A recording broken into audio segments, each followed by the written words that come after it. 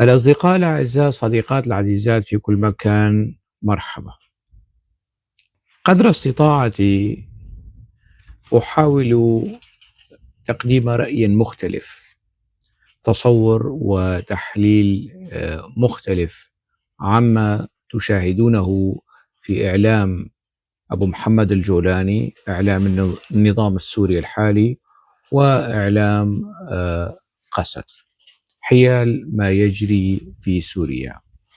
هذا التحليل أحيانا، غالبا مش أحيانا، إذا أعجب نظام الجولاني وشبيحة نظام الجولاني يغضب أنصار قسد، وإذا أعجب أنصار قسد يغضب أنصار الجولاني. وأنا وأعوذ بالله من كلمة أنا، ليس هدفي لا مرضاة هذا أو ذاك، إنما أن أكون متصالحا مع قناعاتي. وهدفي الأساسي والاستراتيجي والرئيسي والأول والأخير هو أن تخرج سوريا من هذا المأزق الذي وضعها فيه نظام حافظ الأسد وبشار الأسد، ثم أتى نظام أبو محمد الجولاني لكي يستكمل المهمة البعثية بطريقة أخرى، بأساليب أخرى، غالبها ذات طابع ديني، على قومي، على طائفي، على مناطقي، يعني طريقة شوي مركبة، فاشية مركبة، تختلف قليلا عن فاشية نظام البعث. مهم أحاول قدر استطاعتي أن يكون هذا الرأي لا يماشي الحشود، لئلا نستخدم كلمة القطعان، حشود الموالية هنا والموالية هناك، والصراع ما بين الحشدين الذي يكون دائما ضحيته العقل والموقف السليم، والرأي المختلف يلقى محاربة. الرأي الذي يلقى تلك الاستساغة والانسياء والترحيب ما يكون منسجما مع القناعة لدى هذا الحشد أو لدى ذاك. مثلا يعني البودكاست الذي صوره معي غسان ياسين واستشهد به، يعني أنا لم آتي بجديد، يعني أنا كل الكلام الذي قلته في البودكاست سبق وأن قلته في مقالاتي وفي فيديوهاتي باللغة العربية أو الكردية. أنا لست مسؤولا عن جهل البعض في هذا الخصوص. طبعا جرى استثمار هذا الأمر ضدي من قبل أنصار الجولاني وأنصار قسد. يعني فليستثمروا، يعني ما عندي الإشكال لأنه أنا قلت قناعتي، وأنا ما زلت عند تلك القناعات وتلك الانتقادات. أنا لم أتراجع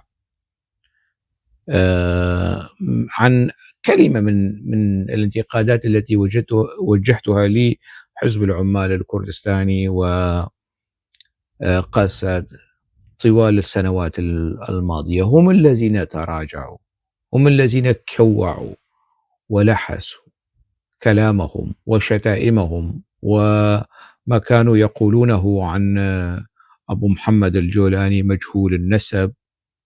هم هذا الكلام ليس لي. مجهول النسب عبارة قالها حسن الدغيم في محاضرة يوجه الناشئة والسوريين ويحذرهم من مخاطر أبو محمد الجولاني. هو الذي قال عن الجولاني بأنه مجهول النسب.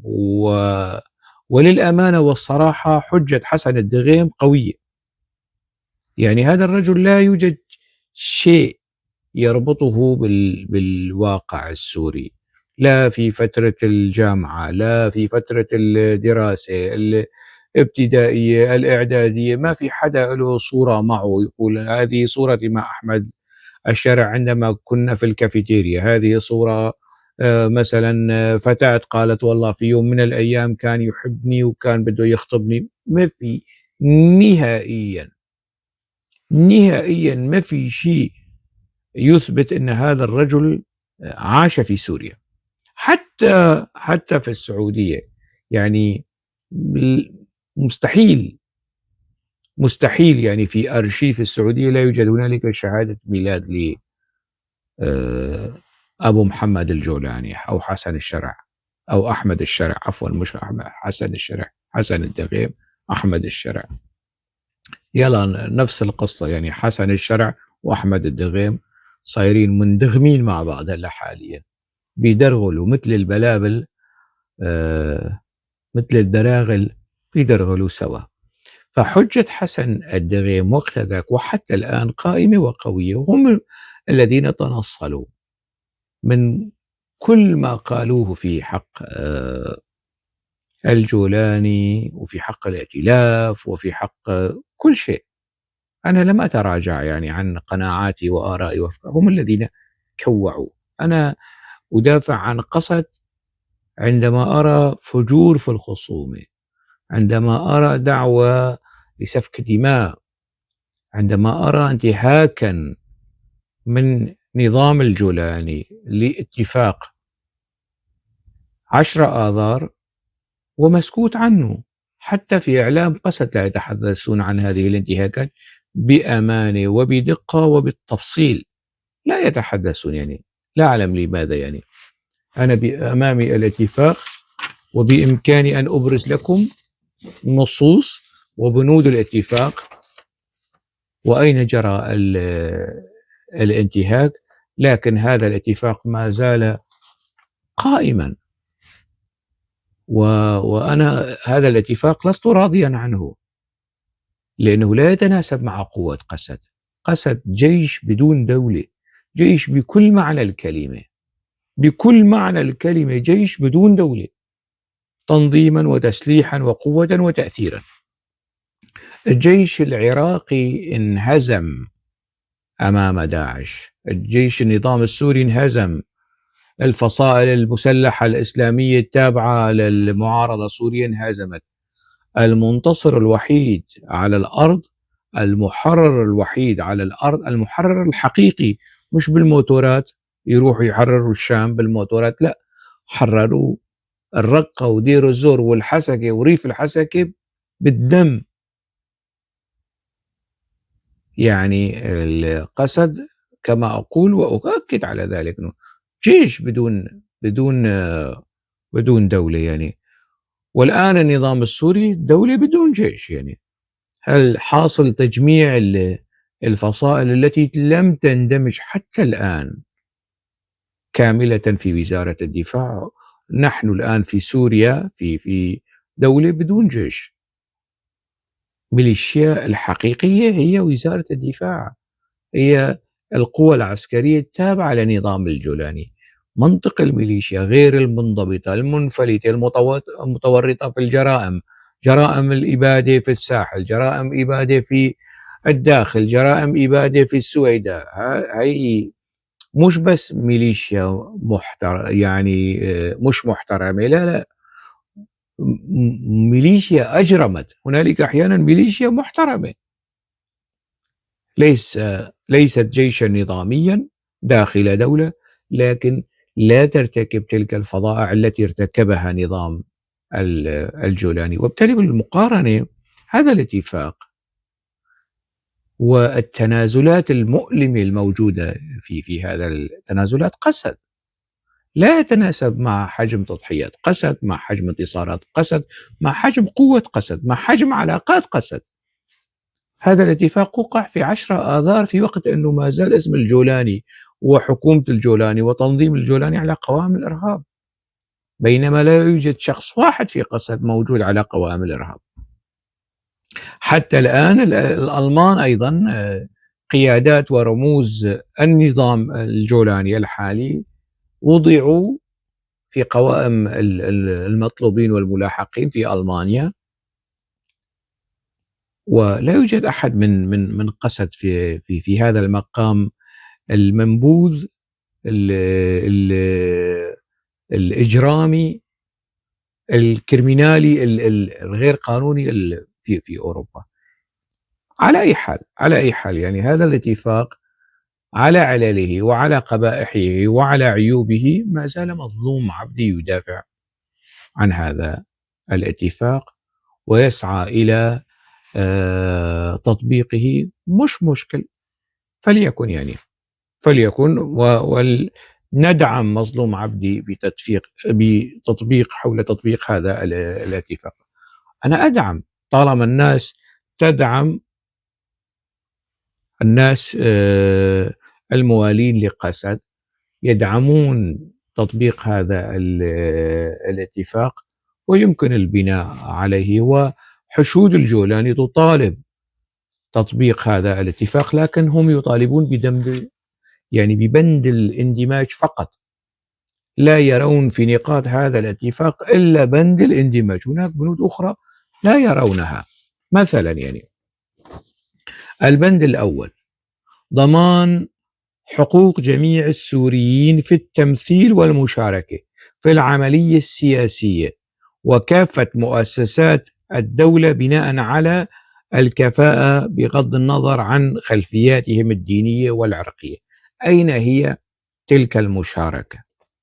أين هم السريان في العملية الانتقالية؟ أين هم الكرد في العملية الانتقالية ومؤسسات الدولة؟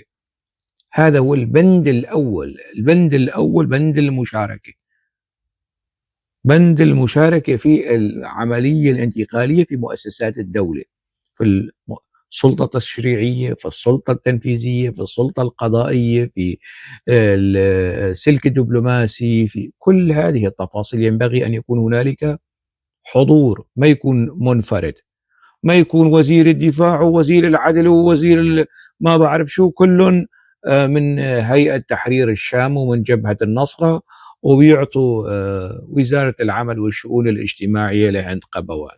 شو هذا البند جرى انتهاكه طيلة الشهور الماضية. البند الثاني المجتمع الكردي مجتمع أصيل في الدولة السورية. طبعا هذا غلط، هذا التوصيف غلط.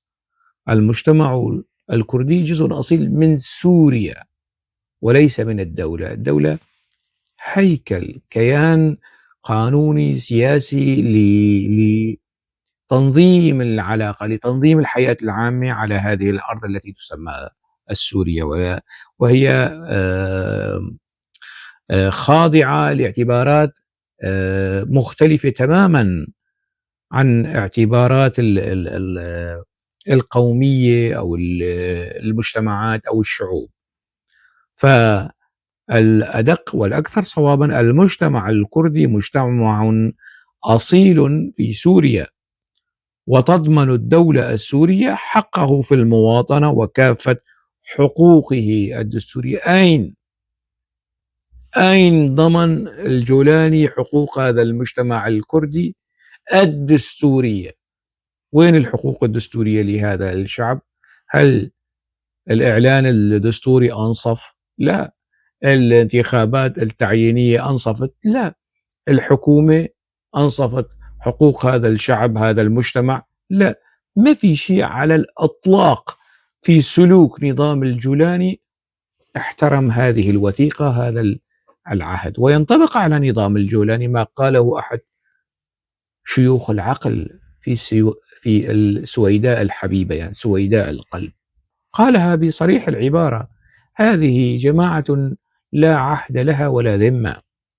وهو صادق ومصيب في قوله، دقيق في قوله. يعني هذا القول والتوصيف تماما ينطبق على هذا النظام. إذن البند الأول منتهك، البند الثاني منتهك. شو كمان؟ البند الثالث وقف إطلاق النار على كافة الأراضي السورية. نعم، حتى مع قسد جرى انتهاك هذا البند وهذه الاتفاقية في سد تشرين، في مناطق دير الزور، في مناطق التماس. لكن ماذا جرى على كافة الأراضي السورية؟ ليس فقط البند يقول وقف إطلاق النار على كافة الأراضي السورية. هذا البند لا يتعلق فقط بمناطق التماس بين قسد والنظام السوري، كافة الأراضي السورية واضح. لكن النظام السوري ماذا فعل؟ يعني قبل هذا الاتفاق ارتكب المجازر في الساحل السوري، وبعد هذا الاتفاق ارتكب مجازر أبشع وأفظع وأشنع في السويداء. إذا البنود الثلاث الأولى جرى انتهاكها بشكل سافر وصارخ. من مين؟ من نظام الجولاني. البند الرابع وضع أو دمج كافة المؤسسات المدنية والعسكرية في شمال شرق سوريا ضمن إدارة الدولة السورية، بما في ذلك المعابر الحدودية والمطار، يقصد مطار القامشلي، وحقول النفط والغاز. ممتاز. بس لكن هذا البند لم يتحقق لأنه البنود الثلاثة الأولى لم تتحقق. هذا البند الرابع اللي بيركزوا عليه ويشددوا عليه انه اعطونا مثل يعني المقصد ليس استكمال سيادة الدولة، وكأنه ناس جوعانة وكأنه ناس مهووسة بالسلطة وبدهم بترول وبدهم غاز، ومش لصالح سوريا انما لكي يكتنزوا. هذا هو المقصد. لكن هذا البند هو البند الرابع، ينبغي ان تتحقق البنود الاخرى حتى يتحقق هذا البند. البند الخامس ضمان عودة كافة المهجرين السوريين إلى بلداتهم وقراهم، وتأمين حمايتهم من الدولة السورية، مش من قسد، من الدولة السورية. وهذا ما لم تحققه الدولة السورية، النظام السوري، نظام الجولاني على الإطلاق، وهو انتهاك سافر. المستوطنين في عفرين حتى هذه اللحظات يؤذون البشر والحجر والشجر في منطقة عفرين الجريحة، ويتعاملون مع أهل عفرين تعامل الاحتلال مع منطقة يحتلونها. هذا هو سلوك نظام الجولاني في منطقة عفرين. احتلال يدعمه احتلال آخر هو الاحتلال التركي. إذن سلوكيات نظام الجولاني البشعة الوقحة في عفرين يعني وصمة على جبين هذه الحكومة، وانتهاك سافر لهذا البند لم تحققه. إذن 4 بنود النظام السوري متلبس بالجرم المشهود على الانتهاك. شو كمان؟ البند السادس دعم الدولة السورية في مكافحتها فلول الأسد، نظام بشار الأسد، وكافة التهديدات التي تهدد أمنها ووحدتها. بند حلو، وقسد ينبغي أن تفعل ذلك. لكن هذا هو البند السادس. ينبغي للدولة السورية أن تحقق البنود الأخرى حتى تستكمل ونصل إلى البند السادس. وإذا أخلفت قسد هذا البند تحاسب. شو كمان؟ رفض دعوات التقسيم وخطاب الكراهية ومحاولات بث الفتنة بين مكونات المجتمع السوري. طبعا نظام الجولاني، قنوات الإعلام الجولانية، مسؤولين هذا النظام، الكل باستثناء الجولاني والشيباني، باستثناء الكل من الدغم، من الكل ما في واحد آدمي محترم من هذا النظام بيحكي كلام حلو وكلام وطني ويدعو إلى التهدئة. الكل يدفع باتجاه التصعيد. خطاب كراهية مسعور نجده في إعلام الجولاني ضد قسد، والهدف ليس قسد كقسد، الهدف هم الكرد بحجة قسد. شو كمان؟ تسعى اللجان التنفيذية إلى تطبيق الاتفاق بما لا يتجاوز نهاية العام الحالي. هذا الاتفاق اللي بيشدد عليه نظام الجولاني هي النقطة المتعلقة بالاندماج، نقطة سلم تسلم، مثل شو اسمه هذا، كوسة العمر، سلم تسلم، بيهدد وكأنه فاتح دمشق وقائد فرقة الخيالة وما بعرف شو من هالقصص هي كلها، لكنه لا يصار إلى محاسبة دعاة وعتاة خطاب الكراهية في إعلام ونظام أبو محمد الجولاني. أنا عندما أقول أبو محمد الجولاني أنا لا أشتمه، أنا لا أقول بأنه عرصة مثل ما قال عنه غسان ياسين عرصة، أنا ما أقول، حاشا لله أن أقول ذلك، لكن أنا عندما أصفه بمجهول النسب أنسب القول إلى صاحبه، لا أنسبه إلى نفسي، أنسبه إلى حسن الدغيم. وبالتالي هو ينبغي أن يخرج على الإعلام ويقول أبو محمد الجولاني خلاص صفحة وطويت وأنا أتبرأ من هذا الاسم وأنا أحمد الشرع. هو لا يقول ذلك، إن قال ذلك سأحترم رغبته، هو لا يقول أنا لست أبو محمد الجولاني، فليأتي ويقول ويعلن ويشهر أمام الناس على الملأ أنه أنا لست أبو محمد الجولاني، خلاص من الآن وصاعدا لا حدا يناديني أبو محمد الجولاني، سرسرة سرشعبة على الرأس وعلى العين. هو لا يقول ذلك، فأنا معني بما يصدر من رئيسكم المؤقت الانتقالي، إذا قال لا سأقول لا لأبو محمد الجولاني. هو يتفاخر بماضيه السابق، ماضيه الدموي البشع الشنيع في العراق وفي سوريا، يتفاخر بأبو محمد الجولاني. طالما يتفاخر بأبو محمد الجولاني سأبقى أناديه أبو محمد الجولاني، نقطة، انتهى. ما تنزعجوا يعني. في البعض من البسطاء انزعجوا من موضوع القهوة يا أعزاء.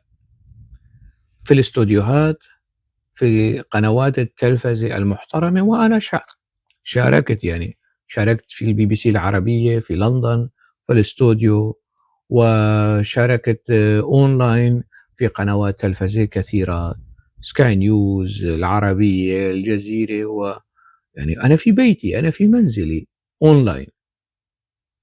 وليس ممنوعا يعني انه في الاستوديو ضيوف الاستوديو يشربوا شاي، يشربوا قهوة، واحيانا هنالك اكواب عليها لوجو القناة او لوجو البرنامج. فمين وصلكم هذا الوهم الغبي انه لا غير مستحب وهذا انتهاك وهذا غير مهني انك تشرب قهوة؟ شو بده يشرب قهوة يعني؟ واللي عاجبه واللي مو عاجبه يروح يشرب من بحر القهوة، يعني شو بدي يساوي له؟ المهم صباح اليوم ظهر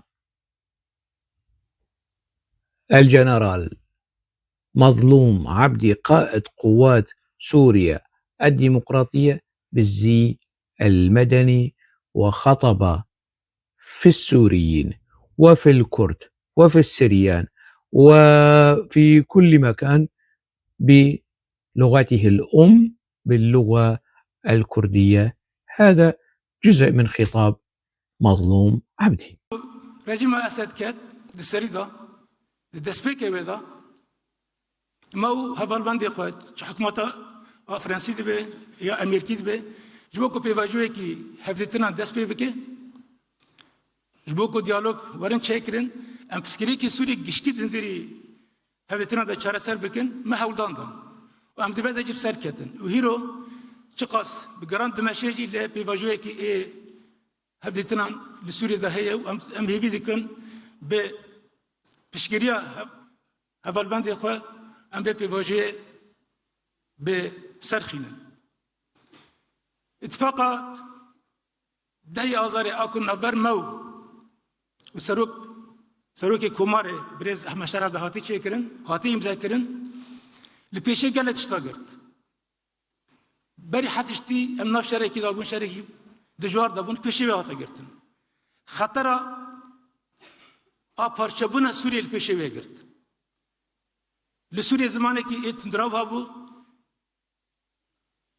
رحی انتقامي هبو نبر تباي محافظه سوريا دا لپیشه و گرد تسکیره کا کرد که اوه بو 100 ساله جرکی دولت سوريا هاتی آوا کرن هد هاتا انکار کرن لبر دوی اتفاقی دا جاره یکم تاکس کرد که پیوسته اف تسکیره دندری دواره دستور سوريا دا مافی کردان ورن مسوکر کرن نه تنه مافی کردان تفاهم مافی پیکادی دیتر لسوريا اواناجی ورن بساندن ورم نافكرن وفي رنجي سوريا كنه سربيا اساسي وري نعم يعني ظهر مظلوم عبدي بالزي المدني الجنرال مظلوم عبدي يخاطب حكومة دمشق من إقليم كردستان العراق الفيدرالي من محافظة دهوك الجميلة هذه المحافظة الكردستانية من الجامعة الأمريكية في كردستان في دهوك وبحضور كبير دبلوماسي عربي كردي حتى الأتراك كانوا موجودين لا أعلم إذا كان نظام الجولاني مدعوا أم لا أو من يمثله لا أعلم بصراحة يعني لكن حضوره كان جميلا الرجل طلع مظلوم عبدي بزي مدني بترحاب منقطع النظير من حكومة إقليم كردستان العراق سيادة الرئيس فخرنا فخر الكرد فخر العراق وفخر سوريا وفخر منطقة الشرق الأوسط كاك مسعود برزاني رئيس إقليم كردستان العراق كاك نيتشيرفان برزاني ورئيس الحكومة كاك مسرور البرزاني الاستقبال كان مهيبا لمظلوم عبدي وإلهام أحمد هذا يعبر عن مدى الدعم والسند والظهير والنصير الذي يمثله إقليم كردستان العراق لكل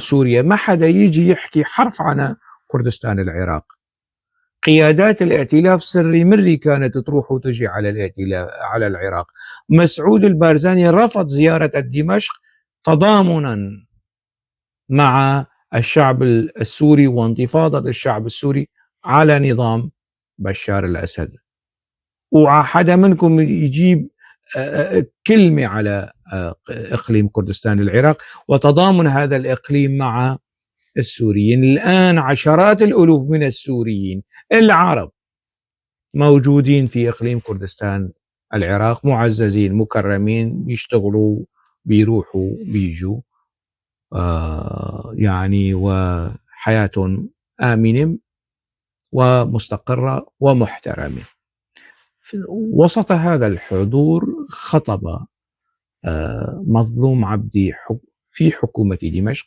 من دهوك وقال ما سبق أن قاله يعني وخطب يعني مكونات شرق الفرات وكل مكونات حتى كل مكونات الشعب السوري بلغة كردية كما ذكرت وعلى النظام الجولاني أنه صار لازم يتعود يحكي كردي يعني هذا نظام الجولاني مثل ما موجود على الباسبورت العراقي اللغة الكردية يوما ما سيكتب على الباسبورت الجمهورية السورية كومارا سوري سيكون هنالك الخط الكردي اللغة الكردية مكتوبة على الباسبورت السوري سوريا ليست أكبر من العراق ونظام حافظ الأسد لم يكن أكثر جبروتا وهمجية من نظام صدام حسين. ونظام الجولاني الحالي ليس بقوة نظام صدام حسين، وليس بقوة النظام العراقي الحالي. الباسبورت السوري سيكون مكتوبا عليه لاحقا، يعني هذا كلام مستقبلي، يعني نفس الباسبورت العراقي باللغة العربية باللغة الكردية. وأيتام صدام حسين يزعلوا ما يزعلوا ينفجروا ينقهروا طز واثنين وثلاثة. هاي هي الحقيقة. سوريا لا هي أكبر من العراق جغرافيا وشعبيا وعلى كل الأصعدة، وجنحت إلى قبول النظام الفيدرالي، وجنحت إلى قبول إقليم كردستان العراق واللغة الكردية في التعاملات الدبلوماسية في كل شيء. سوريا ليست استثناء، ولا يمكنها أن يعني تكبر الراس فيها وتعاند وتستمر على خطى وهدى النظام العفلقي الأسدي حتى التركي أيا يكن من أمر. المهم خرج مظلوم عبدي وخطب خطابه الجميل المتوازن، وسمى الأشياء بأسمائها، وأكد إصراره على المضي في الخيار التفاوضي، الخيار السلمي، لأن سوريا لن تعود إلى سابق عهدها مركزية، والحقوق ينبغي الاعتراف بها في الدستور، ويصار إلى تضمينها وإقرارها وصونها أيضا في الدستور. هذه خلاصة ما قاله مظلوم عبدي، خلاصة كلمة مظلوم عبدي التي قالها بالثقة. لماذا ركز مظلوم عبدي على مسألة الدستور والإقرار الدستوري في كلمته الآنفة الذكر؟ لأنه الدستور هو مصحف الدولة الغير المقدس، يعني مصحف دنيوي. يعني أنا استخدمت مفردة المصحف لأنه لها حمولة وطاقة مقدسة أو قدسية، يعني هذه المفردة. الدستور هو مصحف الدولة غير المقدس الذي يعبر عن هوية الدولة وينظم العلاقة بينها وبين مكونات المجتمع السوري. لكن قد يقول قائل العراق نظام فيدرالي وهنالك دستور، لكن هذا الدستور مطاط. يعني الحكومة العراقية، الحكومات العراقية بعد 2005 تستخدم هذا الدستور كمطاط، يعني على كيفها، وهذا الدستور غير معمول به ويتم انتهاكه من قبل القوى والميليشيات التابعة لإيران. هذا الكلام كله صحيح، هذا الكلام كله صحيح، لكن ضمن هذا الدستور الفيدرالية موجودة كمادة أساسية. عراق دولة اتحادية فيدرالية. والمشاكل الموجودة، المشاكل العالقة الآن بين أربيل وبغداد هي في الأصل مشاكل دستورية، وموقف أربيل قوي دستوريا.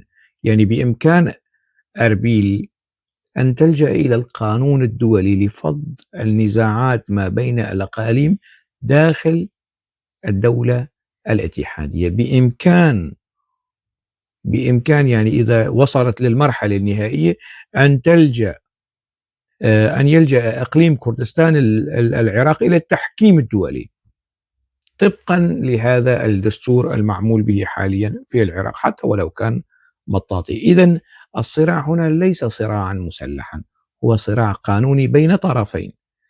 طرف يدعو إلى تطبيق الدستور وحماية الدستور وعدم العبث واللعب به لكسب مرضاة إيران، وطرف آخر ينتهك هذا الأمر. المهم مظلوم عبدي يركز على الدستور أو ركز على الدستور في خطابه لكي تتحول أو لسد باب الذرائع أمام أي صراع عسكري محتمل حاليا ولاحقا ومستقبلا يعني. فالدستور شديد الأهمية فيما يتعلق تنظيم العلاقة ما بين الكرد والسريان والعرب بالدولة. التركيز هنا، وهم لماذا يمانعون في هذا الإطار؟ لأنهم يعلمون أهمية الدستور وأهمية وضع دستور أساسي. الآن نحن عندما نناقش الدستور الحالي والإعلان الدستوري، ماذا نفعل؟ نعود إلى الدساتير الأخرى، لأنه هي أسانيد، هي براهين للمراحل التي مرت عليها سوريا، والعبث بهذا الدستور. العبث بالدستور عبث بسوريا، العبث بالدستور السوري عبث بالدولة، بهوية الدولة، بكينونة الدولة، بهيكلة الدولة ككل. وبالتالي هذا الأمر كان مسموحا قبل، أو مش مسموحا، يعني تعبير آخر أقول أنه ما كان بإمكان قسد والكرد والسريان والعرب يعني أن يمنعوا نظام البعث، لكنهم الآن بإمكانهم أن يمنعوا نظام الجولاني في الاستمرار والسير قدما على خطى وهدى ومنهاج البعث، منهاج الأسدية ومش منهاج النبوة، من منهاج النظام البعثي الأخواني الأسدي السلفي. بإمكان قسد فعل ذلك، وفي تقديري ستفعل. كلمة مظلوم عبدي كانت مهمة ومطمئنة للكرد وللعرب، عرب الجزيرة، عرب قسد، وللسريان، سريان الجزيرة، سريان سوريا، سريان قسد، كرد الجزيرة، كرد سوريا، وكرد قسد، كل مكونات الشعب السوري. هذه الكلمة كانت مهمة أيضا في تقديري لأخوتنا الدروز في السويداء وفي الساحل السوري، الأخوة العلويين في الساحل السوري. لماذا؟ لأنها تأتي وسط حملة بربرية همجية مسعورة موتورة فاشية عنصرية، خطاب كراهية مقيت وبشع ضد قسد، ضد الكرد بحجة قسد، ضد الدروز بحجة سماحة الشيخ حكمة الهجري، ضد العلويين بحجة سماحة الشيخ غزال غزال وفلول والقصص والأكاذيب والقصص هاي. خطاب شديد البشاعة، خطاب الإعلامي والسياسي لنظام السوري. أنتم شايفين لجان التحقيق اللي سواها في مجازر الساحل ولجان التحقيق اللي سواها في مجازر السويداء. أهمية خطاب، أنا لا أقول يعني مثل إعلام القسد وإعلام الجولاني خطاب تاريخي وأخافتنا كي ديروكي أنا أقول خطاب مهم، خطاب مهم متوازن مرن معتدل، يرجح الحوار والحل السلمي على كفة الحوار، ولا أصلا لا يذكر الحل العسكري، بينما نظام الجولاني وإعلام الجولاني دائما يلوحون بالحل العسكري. على ماذا يعتمدون؟ على ماذا؟ على إيقاف الدعم الأمريكي، هذا واحد، على الدعم التركي، يعولون على الدعم التركي، هذا اثنين. عدا عن ذلك ما عندهم شيء، يعني هن الآن عمليا أمام الرأي العام يعني دولة بدون جيش، دولة الميليشيا. يعني الآن نظام الجولاني نظام الميليشيا، وسوريا التي تحكمها الميليشيا، منطق الميليشيا، سلوك الميليشيا، عادات وتقاليد الميليشيا، جرائم الميليشيا، لجان التحقيق الغير عادلة الغير قانونية الصورية الشكلية التي تتنصل من وضع حد لهذه الميليشيا الممسكة بعصب الدولة حاليا. لاحقا ما بنعرف. مهم هذا الخطاب مهم وسط هذا السعار، خطاب الكراهية الموجه ضد قسد وضد الكرد وضد مكونات الشعب السوري، ويحاول أن ينقذ ما يمكن إنقاذه من نظام أبو محمد الجولاني. هذا الخطاب وهذا الاتفاق هو طوق نجاة لنظام الجولاني، وأنا يعني أقول قولي هذا ومتيقن منه 1000%. إذا أصر نظام الجولاني على مركزية الدولة، وهذا ما رفضه مظلوم عبدي في خطابه ولم يذكره الإعلام السوري الموالي للنظام السوري، تجاهل هذا الموضوع. قسد سابقا وحاليا الدولة يستحيل أن تعود مركزية، يعني يستحيل أن تعود كالسابق. إذا رفض نظام الجولاني أو أصر على مركزية الدولة سيخسر الدولة. إذا استمر متعنتا في المطالبة بمركزية الدولة كما كانت في الحقبة السابقة سيخسر الدولة يعني بأكملها. إذا أصر نظام الجولاني على مركزية الدولة سيخسر السلطة التي استولى عليها. وأنا أتكلم بعربية أعتقد بأنها واضحة. السلطة التي استولى عليها نظام الجولاني سيخسرها إذا بقي متعنتا ومصرا على مبدأ مركزية الدولة. وماذا سيكسب؟ سيكسب عداء وكراهية كل مكونات الشعب السوري بما فيهم العرب السنة، لأن العرب السنة يعتبرون سقوط نظام حافظ الأسد مغنم مكسب لهم.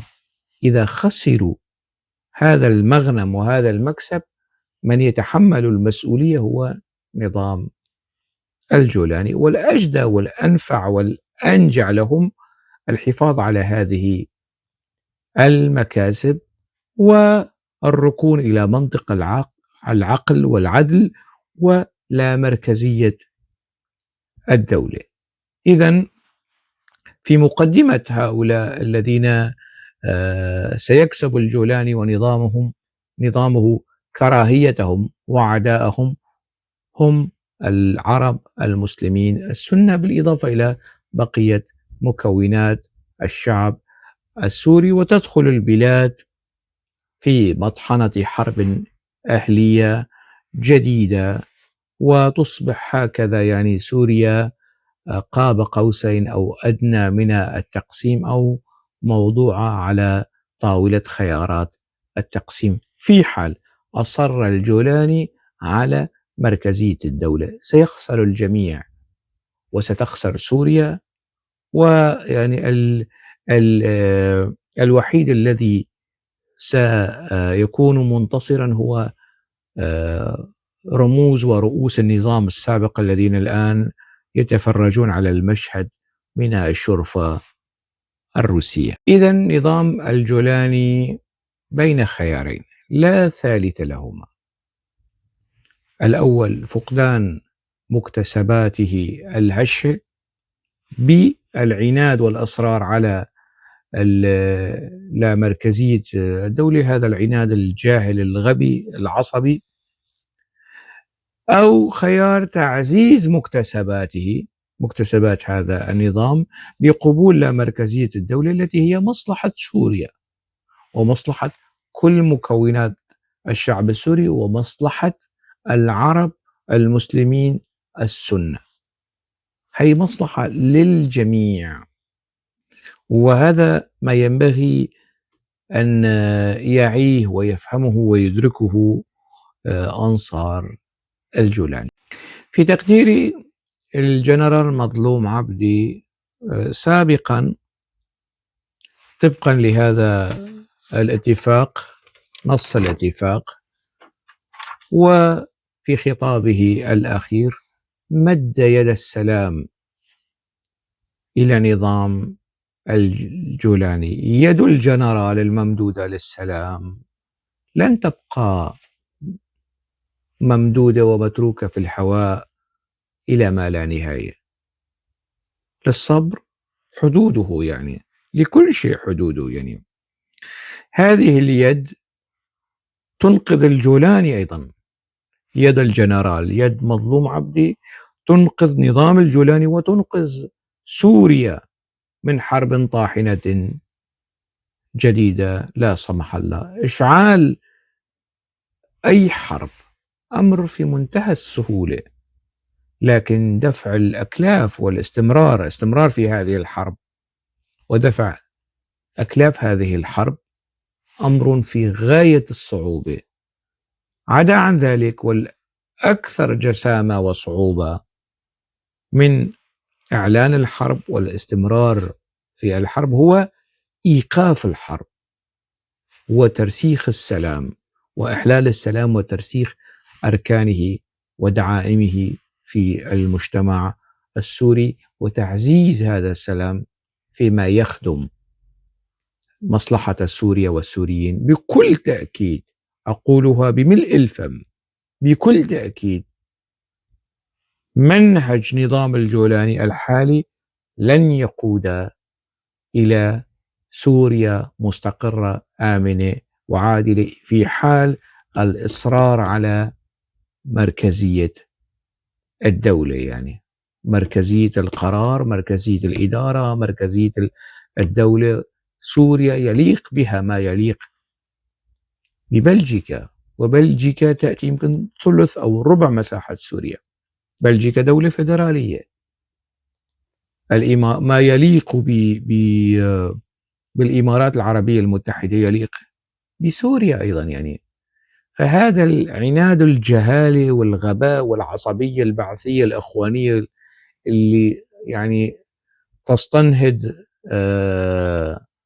الحشود، هذا سيودي بهذا النظام إلى التهلكة إذا استمر على هذه الحال. أحيانا في المقابلات التلفزيونية عندما أقول أنه الدولة السورية تسعى لأن تتبوأ موقعها إلى جانب قسد في التحالف الدولي، بينزعجوا، بيقول نحن الدولة ولاك، ليش هيك عم تقول؟ ومن هالقصص وباللكنة مش باللكنة الشامية، باللكنة البدوية وباللكنة الإدلبية. يعني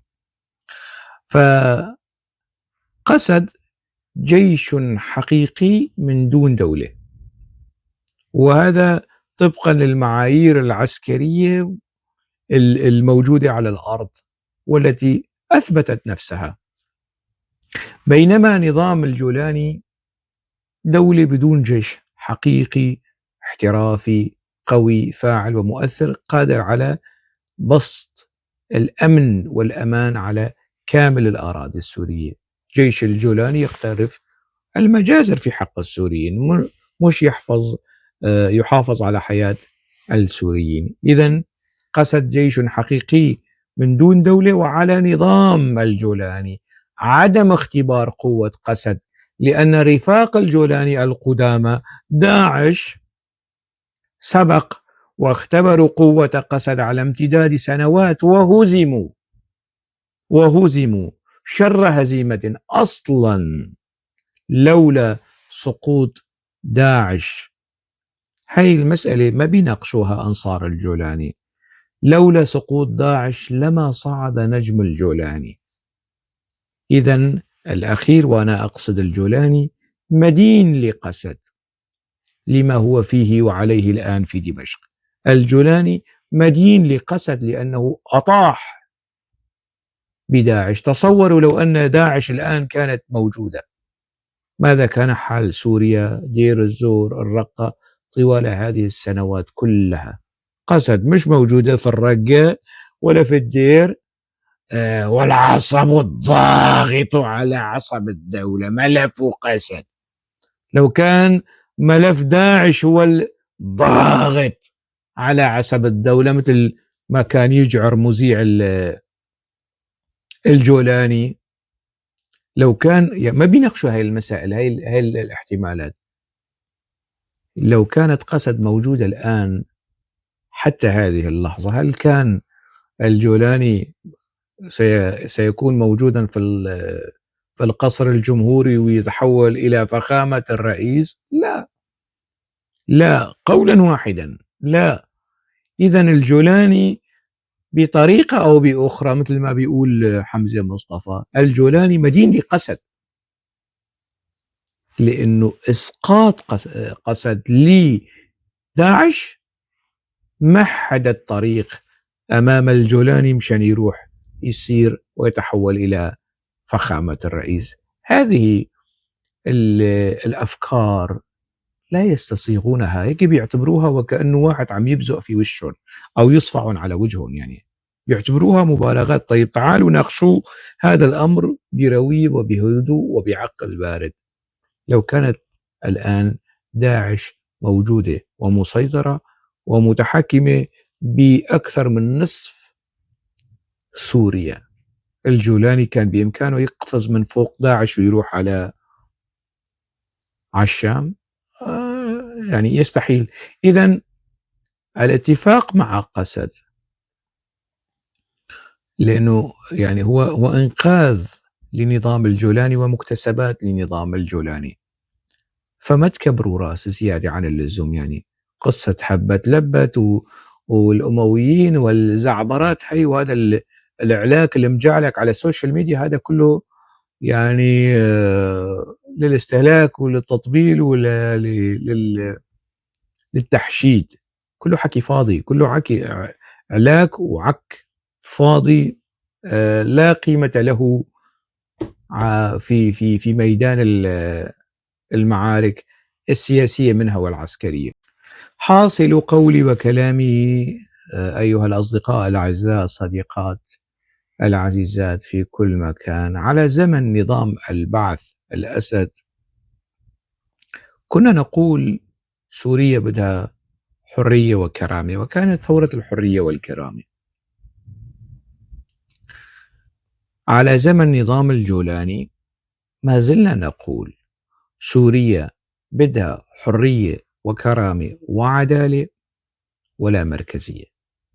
يعني محنتنا ومأساتنا تفاقمت. الحرية والكرامة والعدالة ما كانت موجودة، يعني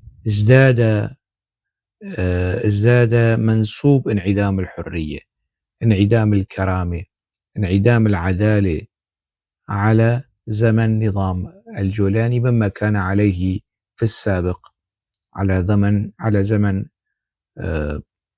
بشار الأسد وحافظ الأسد. هذه حقيقة أو قناعة مع الأسف الشديد وصلنا إليها بعد التجربة والاختبار. يعني اختبرنا نظام البعث، والآن نختبر نظام تتمة البعث. إذا أصر أن يكون نظام الجولاني الوليد الشرعي، الابن الشرعي، الطيع لنظام بشار الأسد والبعث والأخوان والسلفية الجهادية، لن نقبله. مثل ما قال عادل إمام لن نقبل. وإذا ركن وجنح إلى السلم والعدل والمنطق والحكمة، أهلا وسهلا. وقت ذاك سيكون الجولاني مش بس رئيس حسن الدغيم، إذا اعتدل وأنصف وصار سوري حقيقي، وقطع نهائيا مع أبو محمد الجولاني، وقت ذاك راح نفكر أنه نقبله أو ننتقده ولا نرفضه. أنا الآن أرفضه بما هو عليه، أرفضه لحين أن يغير نفسه. غير نفسه أعلى وسهلا، ما غير نفسه عمرينه. أكتفي بهذا القدر. دمتم بألف خير.